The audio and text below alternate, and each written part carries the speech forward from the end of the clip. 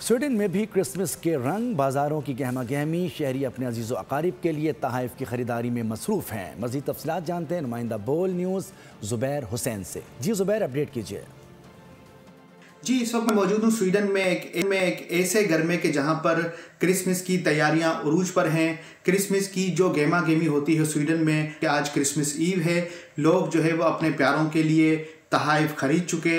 आज वो दिन है कि जब वो तमाम तहाइफ जो है वो क्रिसमस ट्री के नीचे रखे जाएंगे और अगले दिन इन तहाइफ को उन लोगों में बांटा जाएगा जिनके लिए जो है ये तहाइफ खरीदे गए हैं। ये एक ऐसी रिवायत है कि जो सदियों से चली आ रही है। ख़ास तौर पे ये बच्चों में जो है वो काफ़ी मकबूल है कि सांता क्लॉज आता है और सांता क्लॉज जो है उनके लिए रात को कोई ऐसी चीज़ रख के जाता है जो उनकी एक डिज़ायर लिस्ट में यानी कि उनकी ख्वाहिशात में शामिल होती है। दिन की बात करें क्रिसमस ईव के बाद, वो इंतहाई मजहबी और अकीदत व एहतराम से मनाया जाता है और मुख्तलिफ गिरजाघरों का लोग रुख करते हैं।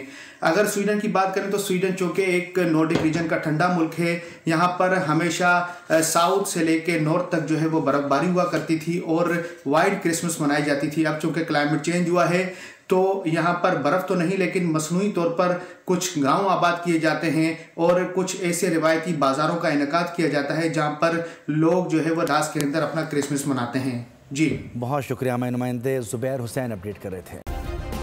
सब्सक्राइब करें और बेल दबाएं ताकि कोई खबर रह न जाए।